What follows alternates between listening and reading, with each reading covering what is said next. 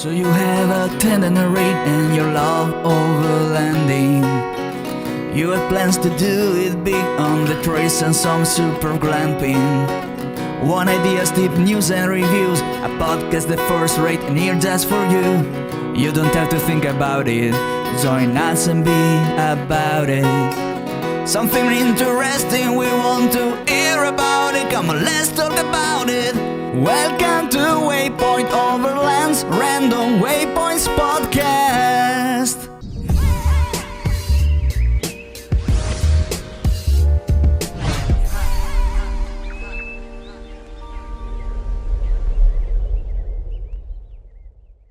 Sponsored by Midland, communication for every adventure. The industry leader in radio communication technology and innovation for over 50 years. Sponsored by My Medic. Sponsored by Tembo Tusk. Sponsored by Shower Pouch. Sponsored by DeMoss Collective, mission built and made for mobility. Sponsored by BrewTrek.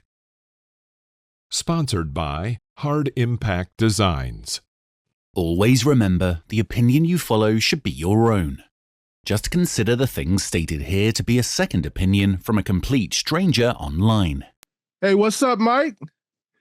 Not too much, Phil. How's it going today? New week, new podcast. Absolutely. We got a lot of stuff to talk about. I wanted to get right into it and talk about the park rangers, national park rangers.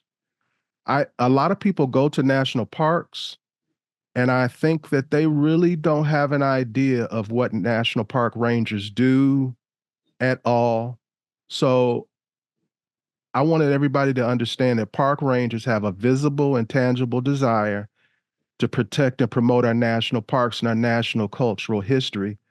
And they excel at fostering curiosity and providing opportunities for all park visitors. Most of the positions, they require a 4-year bachelor's degree, and rangers may have degrees in recreation and tourism. However, they usually have a solid background in earth science, environmental science, and biology. So I just wanted people to understand that these are people who are dedicated to the service of you, the patron of the park. And not only that, you're talking to people who have spent time educating themselves about the outdoors, the ecosystems, and things that they talk about. So they're not just somebody who applied for an hourly wage job and show up in the summer and come talk to you. These are people who know what they're talking about, and they generally have a desire to do this job. It wasn't, they picked this job because they didn't have another choice or something like that. They genuinely wanted this job.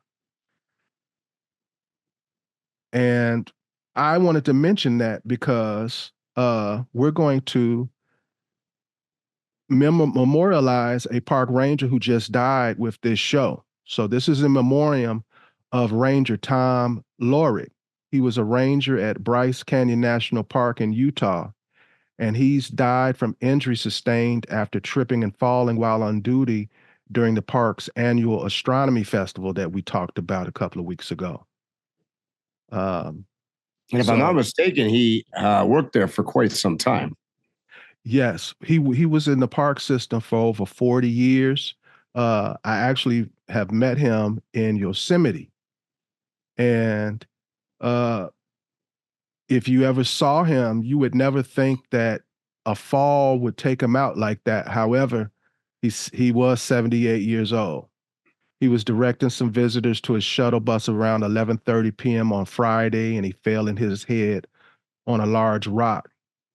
And that's it. Yeah, obviously super sad. Take a moment to think about that. But, the park rangers are generally educated, they go to school for it, and they serve a purpose. And the purpose is sort of to be the liaison between, us as American citizens and the preservation of the land that the park is in. So there's a lot that goes into that role. Yes. Living here on the West Coast and the Pacific Northwest especially, there's schools like University of Oregon, Oregon State, where a lot of the curriculum is towards people who have an interest in being involved in the national parks and agriculture and stuff like that. So I've met a lot of these people and they are very dedicated, and I'm mentioning this because I feel like they are not given the credit they deserve, nor anywhere near the respect that they deserve. Especially like we were talking a few podcasts ago about how visitors are just bad people nowadays, and they still show up to work and they smile and they treat you nice. Yeah, I mean, luckily not everybody's a bad person, but they do get their fair share of people wandering through the parks trying to pet bison and jump over fences and circumvent the areas that they're supposed to be at. Unfortunately, that is, I guess we call it modern day society, right? I just came back from an event in Colorado, in a small little town called Natarita. And that is on the road that heads towards, actually, it goes into Utah towards Moab. And I don't know if you're familiar at all, or any of you guys out there are familiar with the area. Dolores, it is the Dolores River runs through there, Dolores Canyon. It's part of Montrose County, and I'm not sure what the other county is, but in any case, there is let's just say, while we were there this weekend, the governor of Colorado, as well as the Senator Hickenlooper, who used to be the governor of Colorado, by the way, and the mayor and everybody else was around, because they are trying to make about, I want to say it's 600,000 acres of land. They want to convert BLM land into a national monument. Now, I don't know if people are familiar with the different terminology out there. You've got national parks and national monuments and BLM land, and then you've got I don't know. There's like 4 or 5 other ones. They're all different. They're all different designations. But the bottom line is, when it's a national monument, it gives the local park. I don't want to say park. I guess it's a monument. Authority to set some rules, and the main reason, I don't know if you guys know that, obviously we recently banned the import of uranium into the United States from Russia. So we are starting to have a shortage of uranium that we need for various things, probably power plants and weapons and whatnot. And that region around between Moab and western Colorado there is the uranium capital of America. So they all used to be mines there. And the idea of a monument is it would prevent future mining. So the theory is when you put a monument in effect, the current people that have current rights to the land can continue to have them, but there will be no additional ones added. So I looked into it a little bit. It's interesting. The reason I'm bringing it up here is that we always talk about land use and citizens' rights to American federal land and all this other stuff. It looks to me like about 70% of the actual residents of that area, Colorado residents, are against it. And you also have to understand there was some, I don't recall, I think it was in Utah, flack back when Donald Trump was the president about him trying to rescind some national monuments that Obama had put in by executive order. Well, come to find out, what's that? That's right. It's come to find out now that this national monument they're trying to put in through executive order from Biden, because there's normally you would do this through legislature, but as you guys know, we can't agree on anything about anything. So things happen by executive order, which in my opinion, I don't like anything that happens by executive order, because executive order is just another term for dictatorship, really. So, let's just face it. You just, one person makes a decision and boom, that's what happens. So I think the fear is that this land, although they say it's to prevent additional resources being put on the land, like mining and whatnot. It is shown in other national monuments, national parks. Eventually, they can put any rules in they want. So suddenly you have access rights for four-wheel drive, or for that matter, just access in general. So it's an interesting thing that's going on. I happen to live through it because they actually came down to the event that I was at. The senator and the governor, they actually came to our event, and they had a woman there, a local woman that was advocating in favor of this. And by the way, the politicians, from my understanding, are all in favor of it. The people are against it. And this one woman was arguing that, dams, it just brings up a whole nother, I know I'm off tangent as usual, but brings up another thing. There's a dam on the Dolores River, which, by the way, flows into the Colorado. It's very similar to the Green River in Utah, where there's dams. And we all know, I think we can all agree, that dams are in general bad and are destructive, change environment, do all sorts of stuff that wasn't meant to happen. However, it's interesting because I got into, me, I can't keep my mouth shut. I got into an argument with a few people there that were in support of this, and they're like, well, the problem is, they're arguing for people, their water access rights and all this other stuff. And I'm like, let's face it, guys. I mean, we didn't build the dam because we, felt like building a dam. We built the dam so people have water, largely, by the way, in California and Phoenix and other places like that. And so on one side of the token, they're arguing for environmental, getting rid of dams and stuff. But on the other side, they're arguing for humans and their right to access to water and stuff. Well, what the hell do you think the dam does? So it's an interesting quandary. But what I was most interested in was this whole thing about national monuments. It's just, it is another executive order way of restricting access, whether it's for corporations or eventually for people. It is a way of restricting access. That's what all national, quote, monuments, parks, and things are created for, right? Mm-hmm. Well, so, yeah, go ahead, Phil.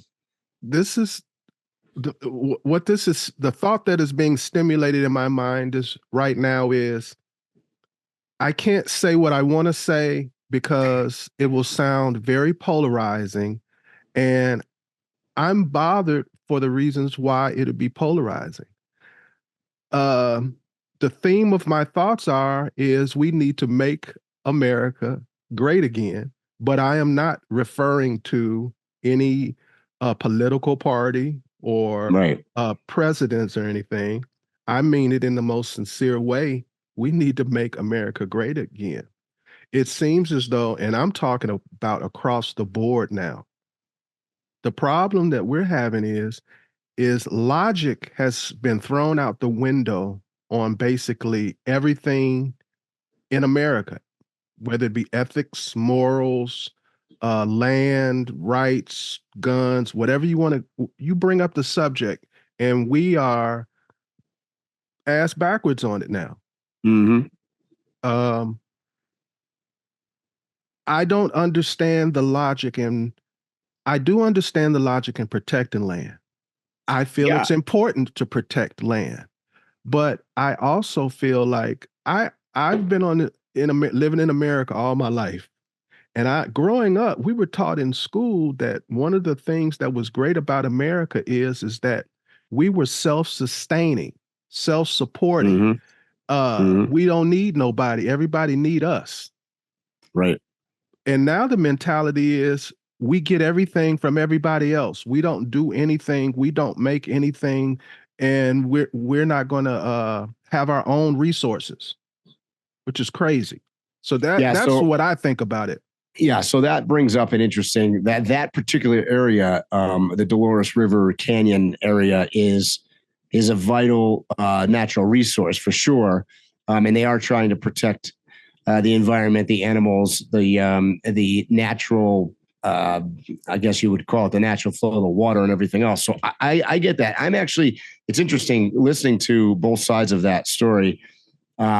In concept, I am for protecting the land and even potentially for having a monument over the land.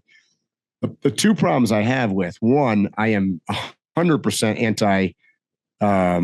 executive action. So if you're going to, circumvent the law basically and have Biden sign something and to make this happen, I'm not on board with it.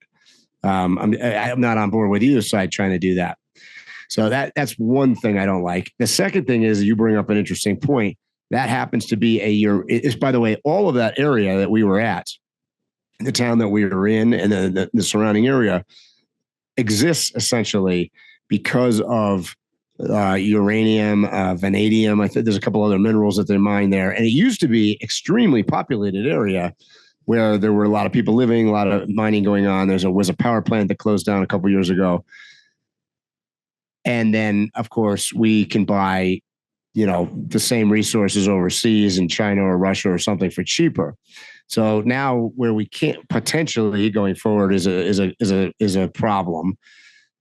It brings up, people that are lobbying to try to get their uranium mines open again.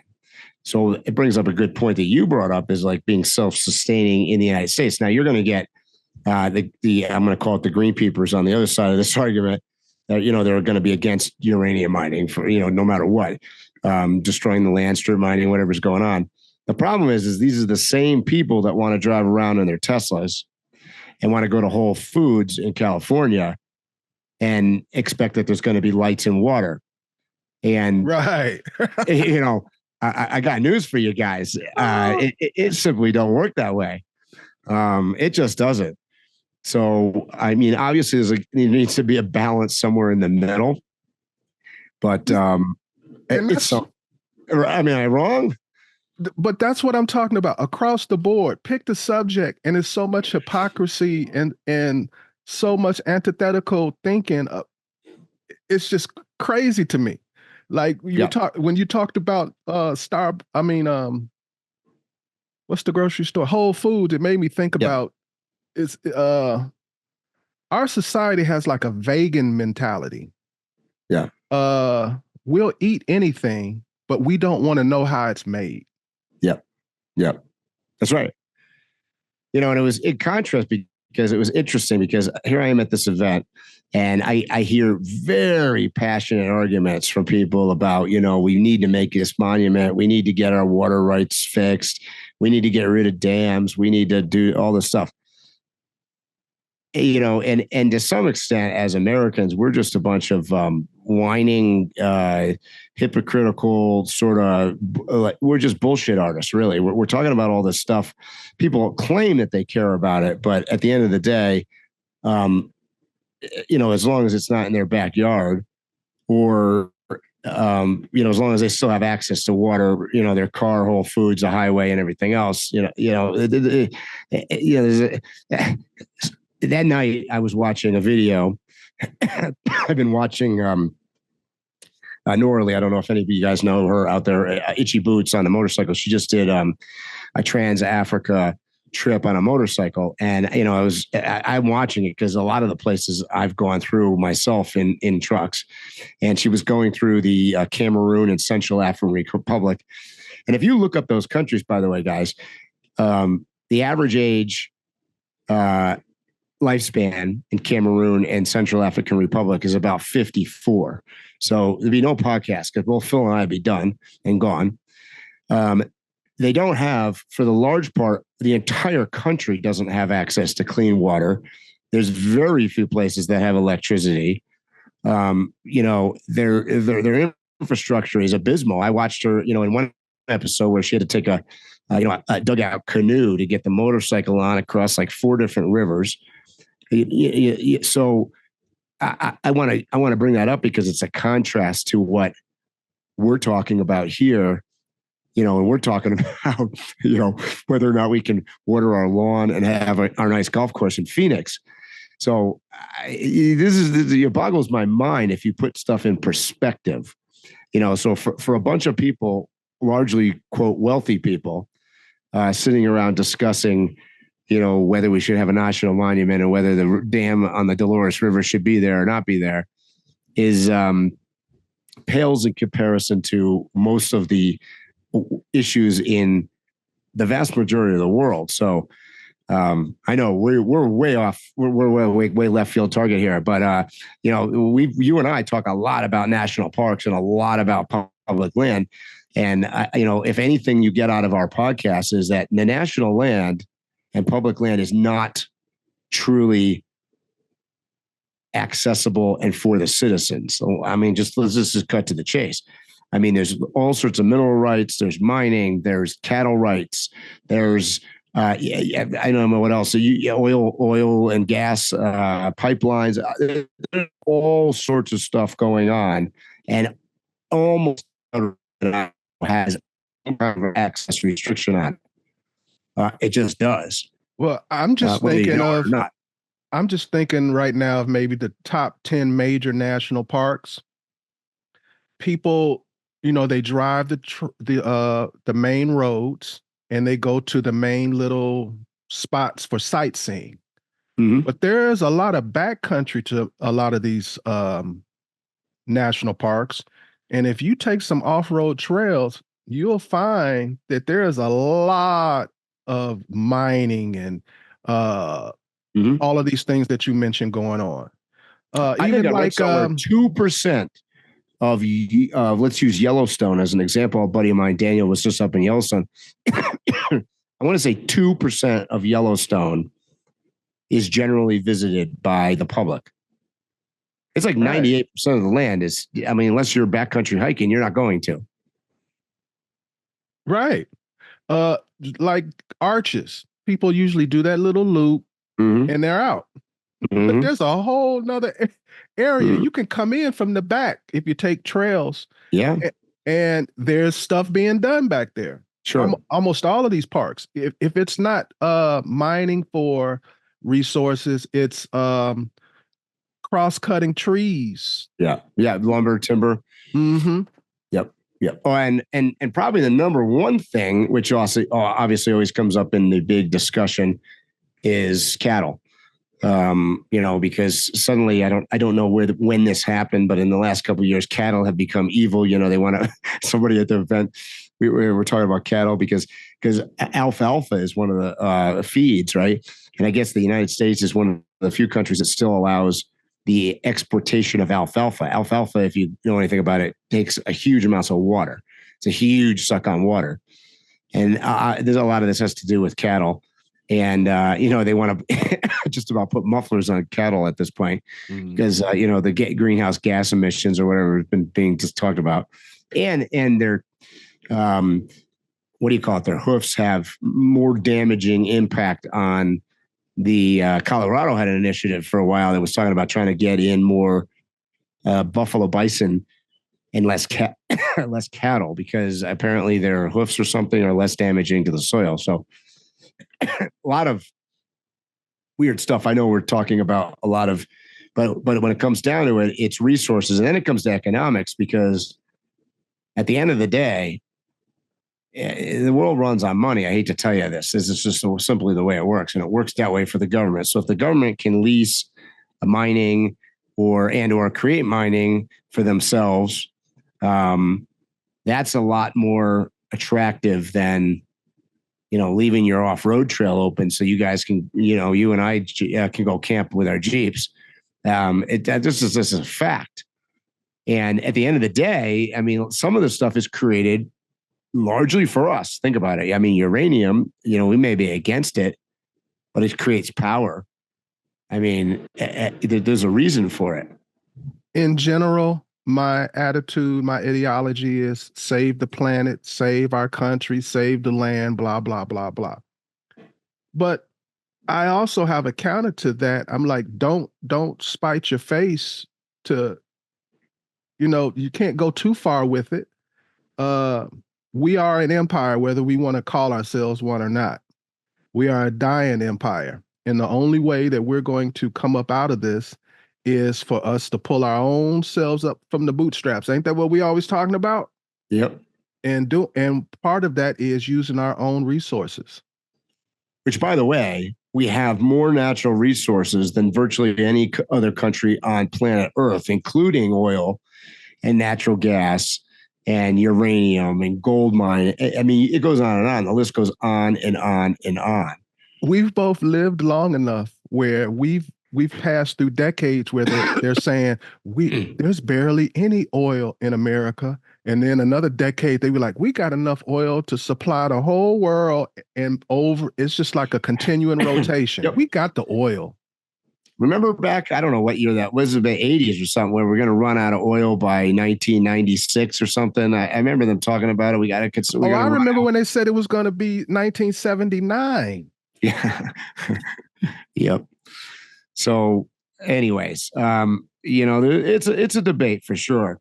And then the economics of it is you and I've talked about it on a podcast a lot.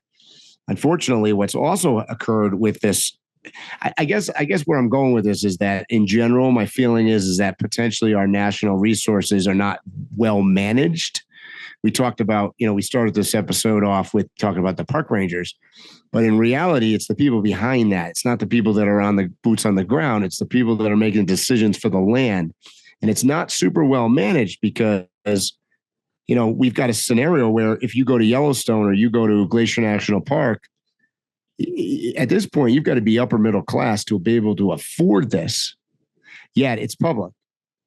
But on the contrary, they're trying to shut down certain areas that you can't go to for free because you're going to impede upon the cattle or the mining or, or something else. So it's just the whole situation is not well managed.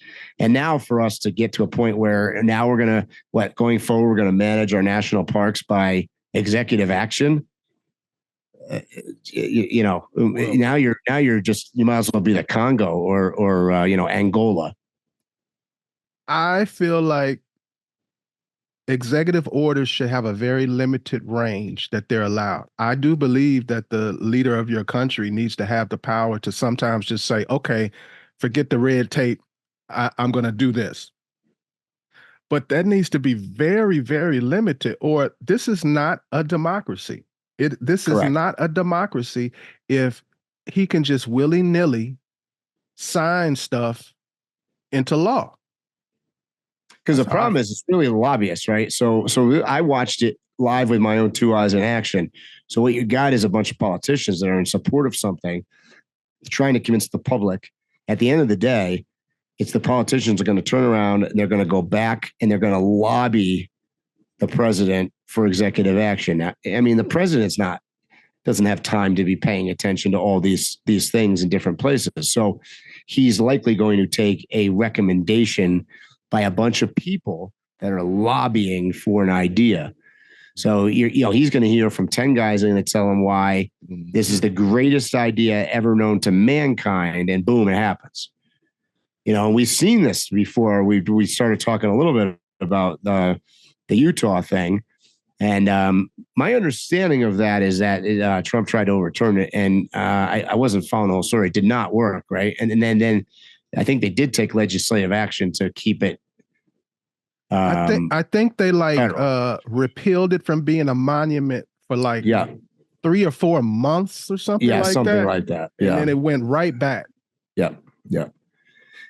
And then people I don't think people understand how much land is controlled by the government. And by the way, it can sell it if it wants to take 300 acres and sell it to ExxonMobil, they can do it.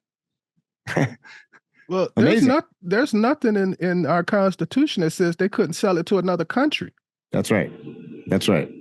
So it's an interesting thing. So, anyways, that's our national land, national monuments, and national park discussion. I'm sure we'll get back to that because we'll stay tuned to that because I think it's going to hit national news, that particular thing that's going on where I was at.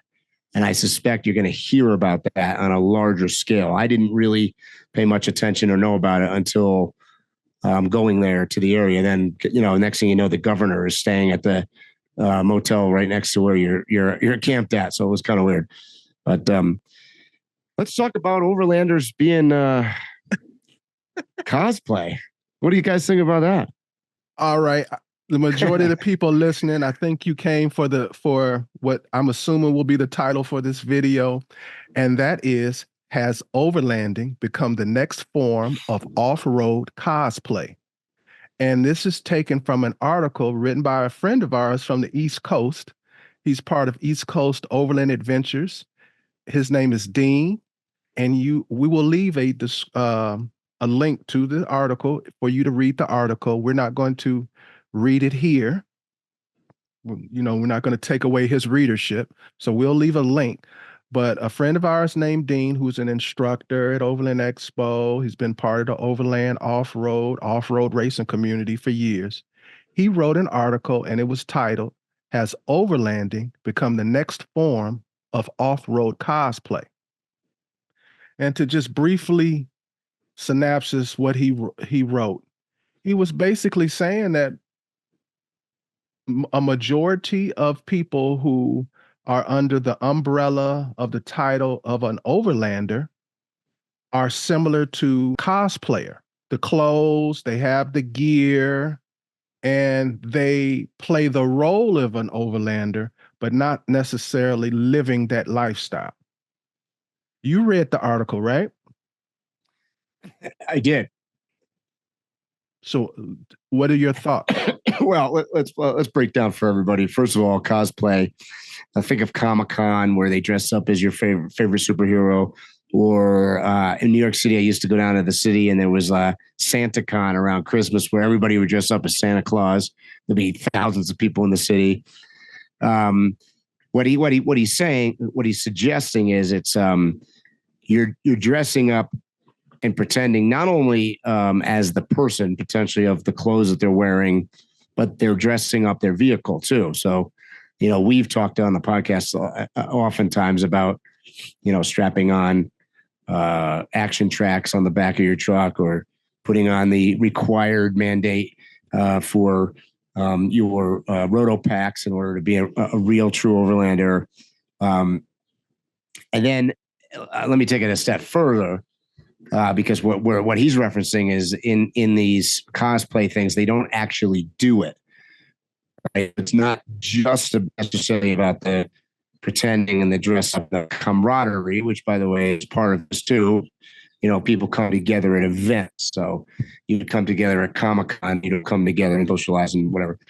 But it's the next step is that you actually aren't doing what the word is. So as an example, you know, you're not Spider-Man. You're not really going out and fighting crime, right? Right. You're just dressing up as a guy, and you're pretending. So what he's saying in the article, which, by the way, in fairness, it came out on April 1st. So like, look at the date a little bit, but and this part obviously funny, but you know, he's kind of saying that not only are they dressing up yourself in the truck and the vibe, but you're actually just really taking it to Walmart or to Whole Foods so you can get your organic lettuce that was grown with the water from the dam that's in Dolores. Mm-hmm. So it all comes together, right? Anyways, but that's, you know, what's my feeling on it? I mean, Phil, we've talked about this.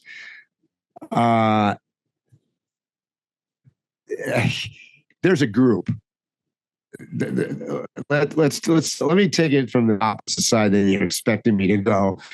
There's a group of people that are legitimately adventurers and explorers, and may or may not be also putting road packs on their truck, that are really doing it. And they're coming together at Overland Expo to socialize with other people like that. Is there a group of people that is cosplay?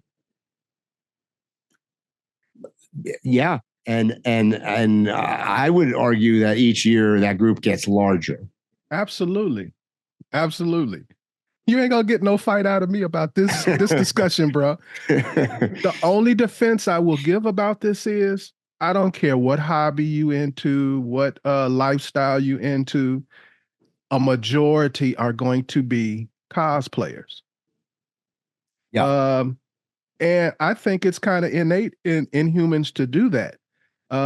That's why stonewashed jeans were popular, because originally people wanted to buy the jeans to have the look like that dude that rides the horse. Exactly.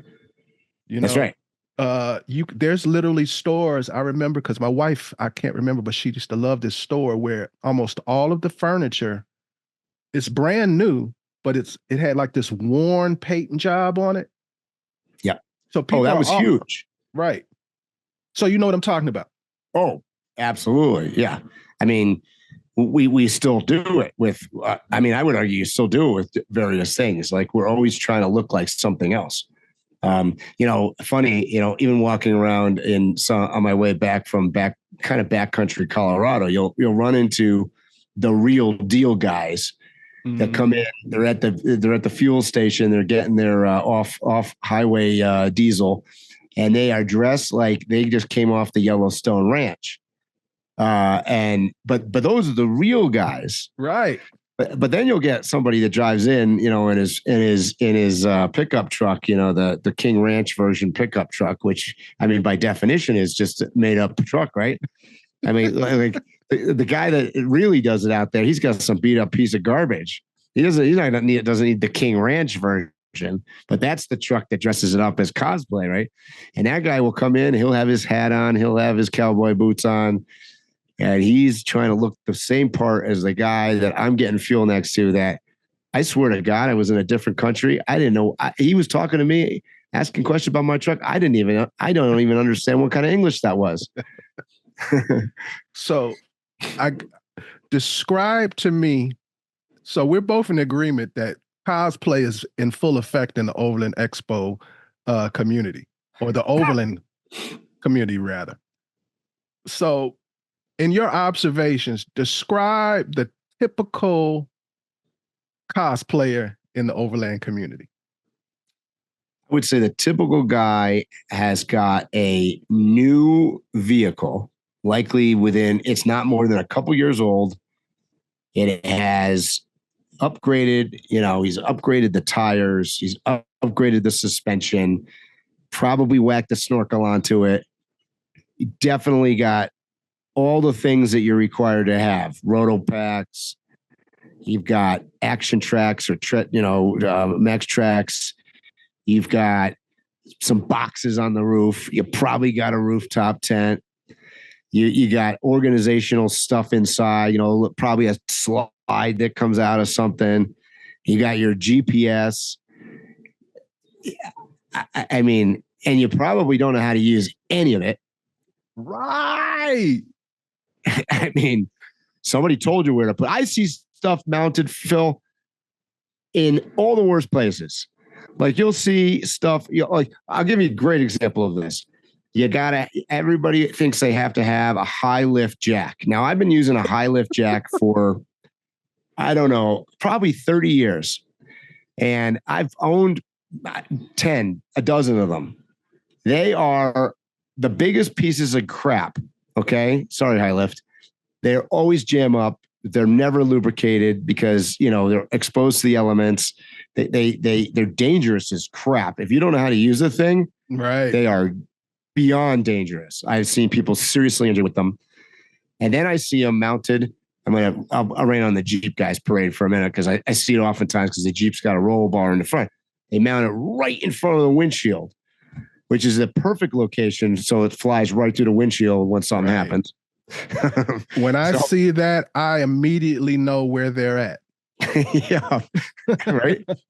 So, I mean, these are the things that you see, but in fairness, I mean, it looks super cool mounted there, as do the boxes on the roof. So you obviously everybody knows, put the heaviest stuff on top of the truck. That's if you're really out here doing it, you quickly start learning that everything that you put on it, you strategize with the thought of what if this comes off? Yeah. Mm-hmm. Right. Well, I start with a thought of why do we need it? How do I use it? Where am I going to put it? Does it fit? Because it's got to meet all of those guidelines. Otherwise, it's just not going to work. Well, the answer usually to that question is, why do I need it? Because I saw blah, blah, blah Overland on his YouTube channel using it. Mm-hmm. What are you going to do with it?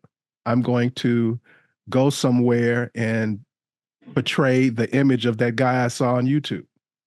Cosplayer.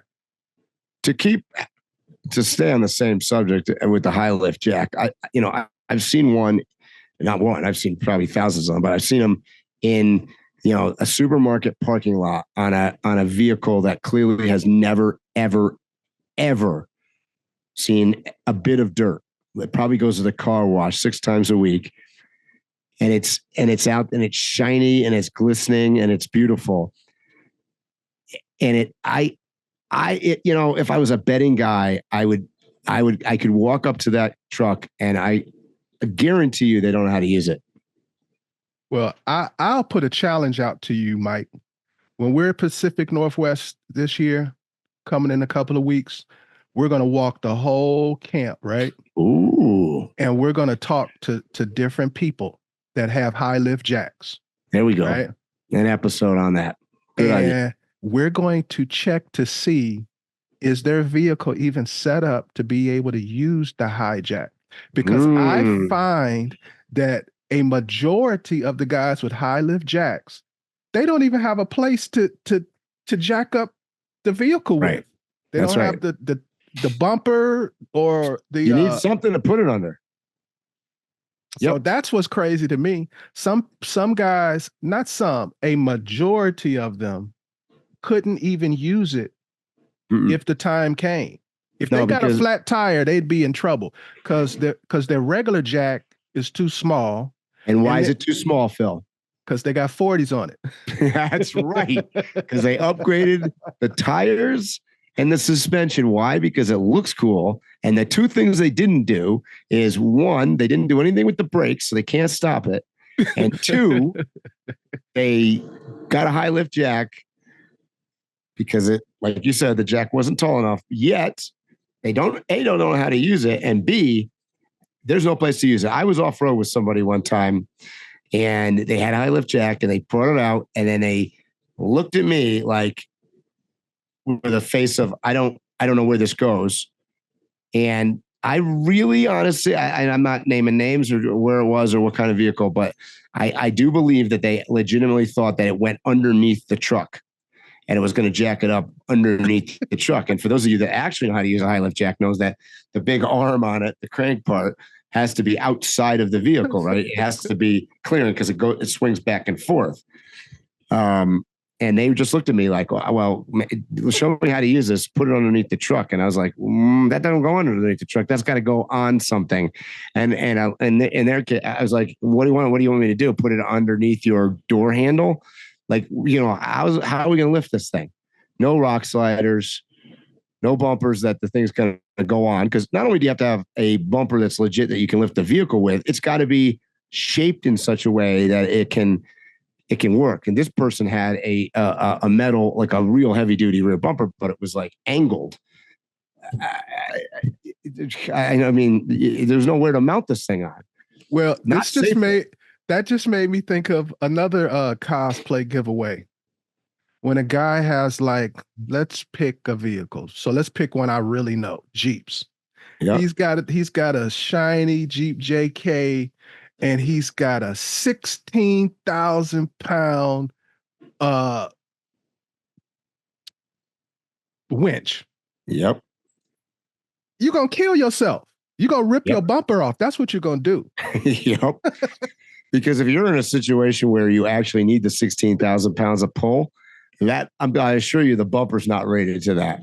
No. So you're going to end up with the bumper in a tree, and the winch and the truck is still stuck. Right. Oh yeah. But the 16,000 one has the remote and it's shaped like this. And it looks cool. And it's in the advertisement. So forget the rule of 2-to-1. I'm getting the 16,000. And let's circle back here. So we started this talking about cosplay.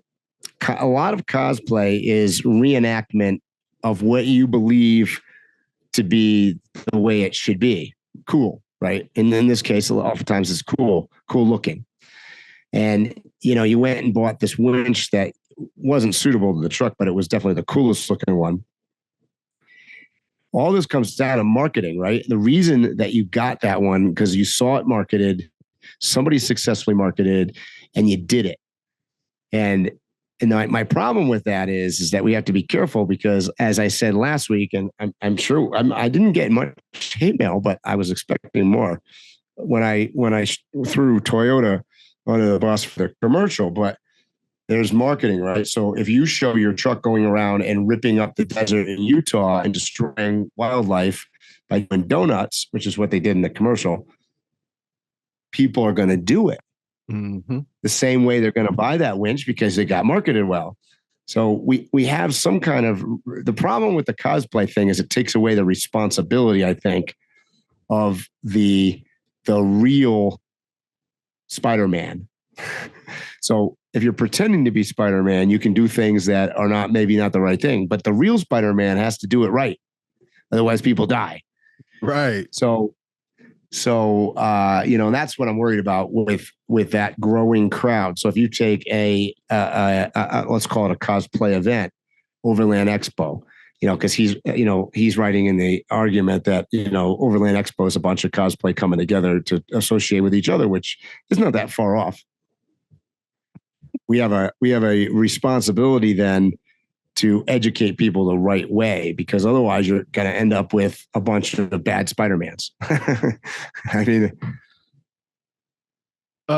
another thing that cosplayers do, I know, and personally, some people who have some of the awesomest rigs you've ever seen, and the only time they ever camp in them is at an event.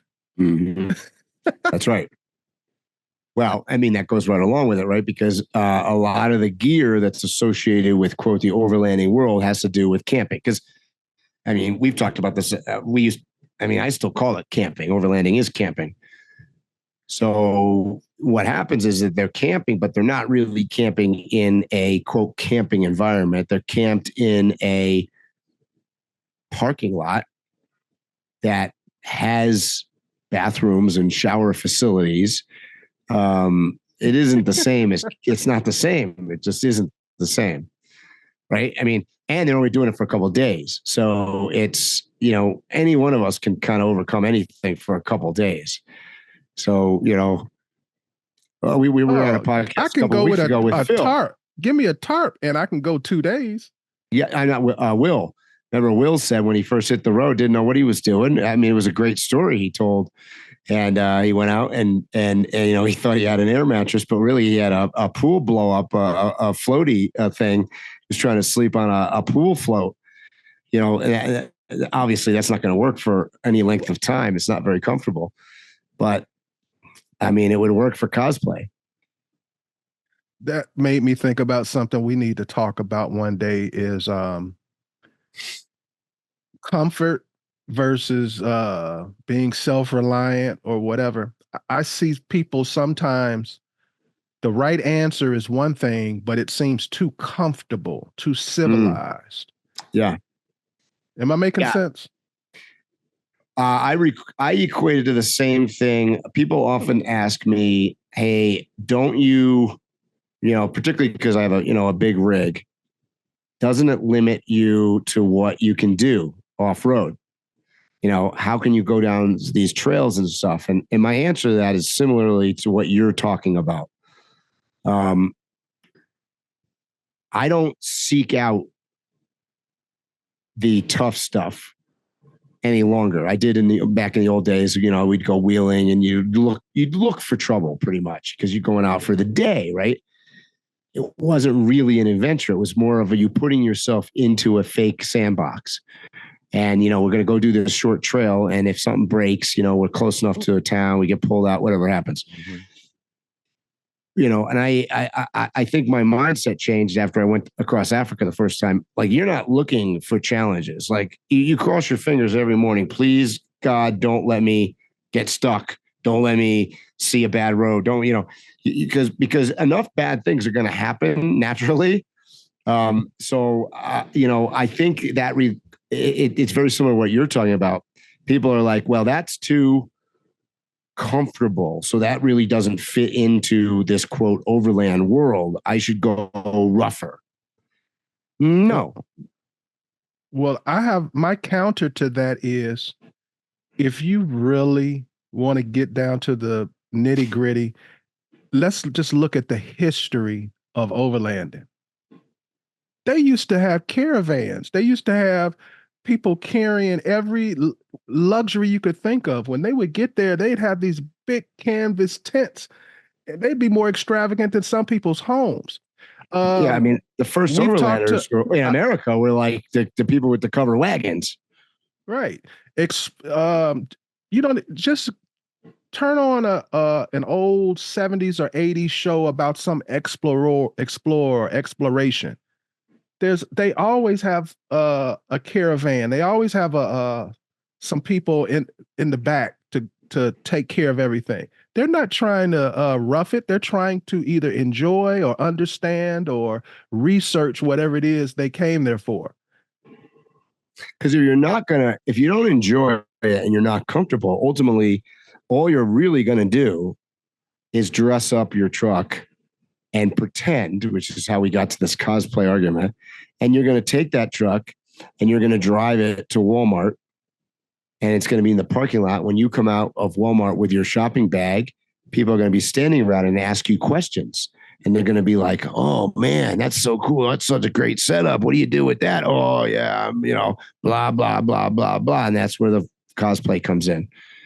And it's like you could argue from Dean's article that you end up with a whole mess of people in camping at Overland Expo that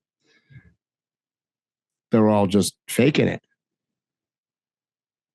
Well, and there's also another part of the cosplay specifically. I'm referring to men now.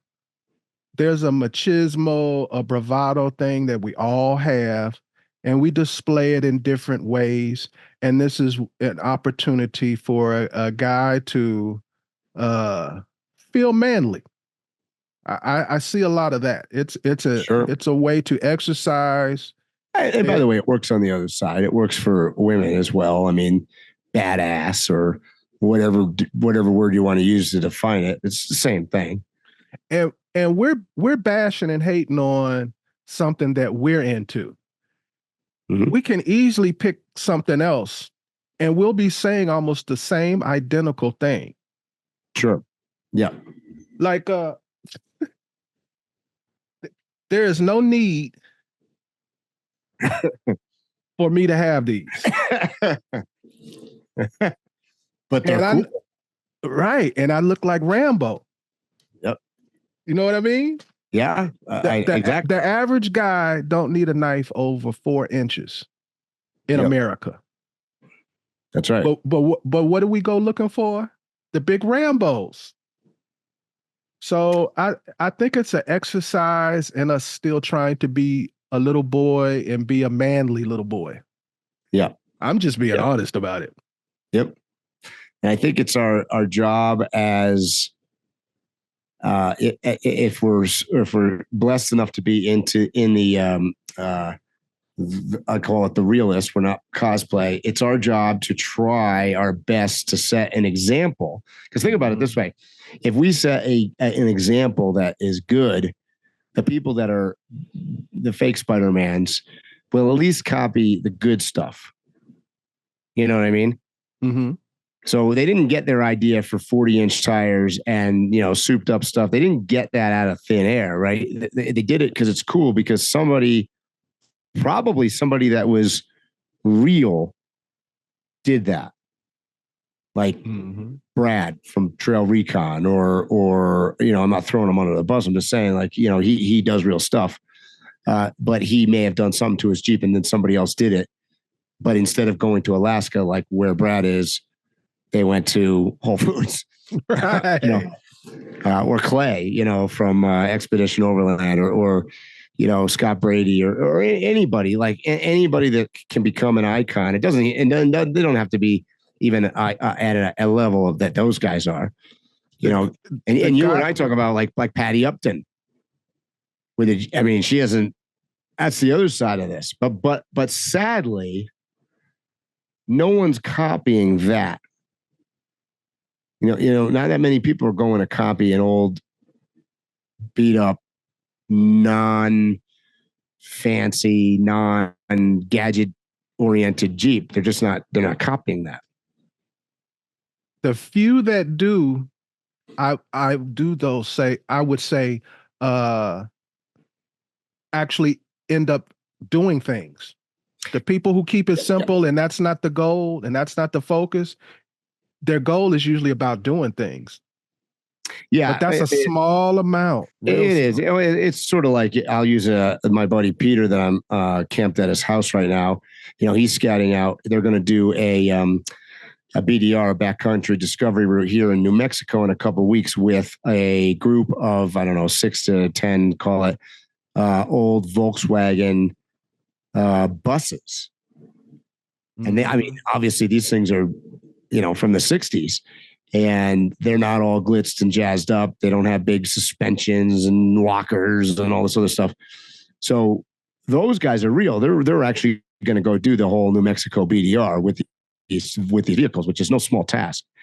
And so those guys are obviously, there's cosplay involved in that a little bit too, because they're all going together. They're all looking at each other's setups. They're all, they're sharing in a bunch of stuff, but at a different level. They're at a level where they're actually going to go all do it with minimal amounts of gear. So it does exist. It does. The basic does exist.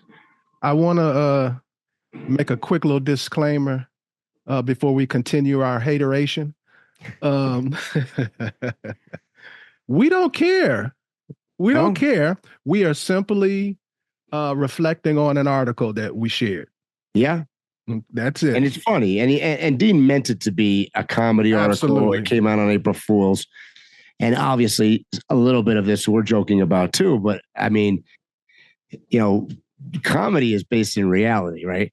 Right. And we're laughing about it because which one of us hasn't gone to the supermarket and seen an ultra setup rig that screams overlanding that damn well has gone nowhere other than that supermarket and a car wash. And I'm not going to try and act like I'm all high and mighty. I've done a few things here and there, but I do some showy, superfluous, superficial things myself. Well, sure. And I think we all do. Of course. I mean, yeah. And we're still inclined to go to, quote, the Cosplay Overland Expo show and sit in a parking lot and hang out together and probably wash our truck before we drive in there. So, I mean, we're not saying that, we don't do that. We're just teasing. Right. Yeah. So what do you think the reaction is going to be toward us talking about the cosplayers in the Overland community?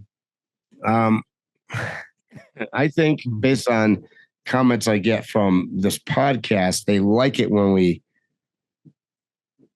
write it down below or talk to us, put comments out there. I think they like when we kind of play with people, and we have a listenership that's involved. I think there's a lot of truckers out there.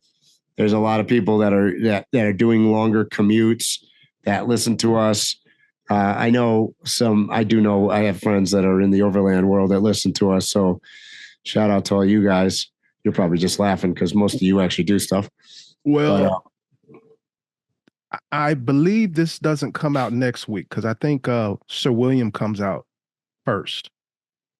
I think you're right. That's right. I was talking about Sir William, but we didn't put that out yet. So plug for that. We talked to Sir William in a podcast, and he's always interesting. In fact, it was great because I don't think you and I, Phil, had to say more than 5 words that whole time. Yeah. Perfect. And it was somebody that we like hearing. So that's that was, not everybody I want to hear and talk to for an hour. That's right. But where I was headed was we did a week or two, a show about why people are annoyed with van lifers. That was the most responded to that I've ever had. Yeah. I have gotten so many private DMs.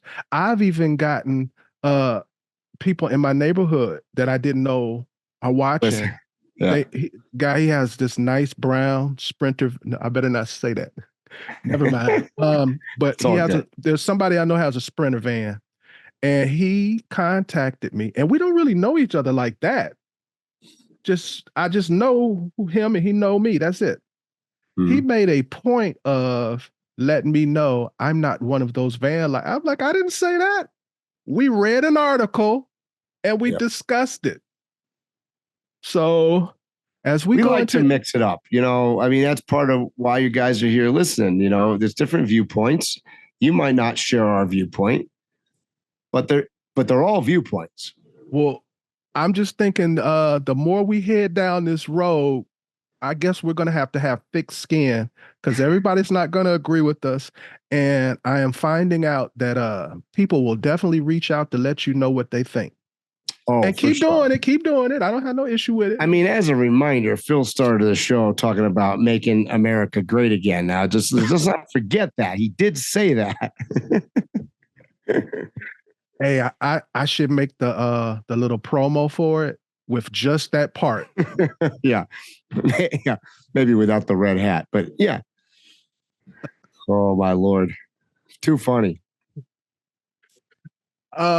Yeah, I think I'm gonna call this particular episode the title of Dean's article, a.k.a. haters, the haters, or something like that. Yeah. Because we ain't been doing them but hating for the past hour. It's all good. That's what we're known for.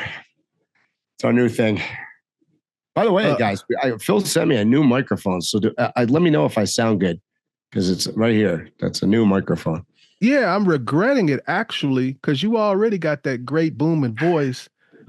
And I had the better mic so I could kind of, even things out. Now you just blowing me away. Yeah. No. Come on. It's all good. You got anything else you want to say about this, Mike? I actually have more to say, but I'm gonna cut it short. Yeah, I mean, we got about an hour in there, so we got to let these people get to work and do whatever they're doing while they listen to us. I may come back to this again. I've got to finish working on my truck outside right now, so that way I can go to the next cosplay Overland Expo in Pacific Northwest. And I got to get there early enough so I can go to the car wash. We're going to have Dean come on. Yeah. Yeah. He'd be fun. That's easy to do. It's easy to do?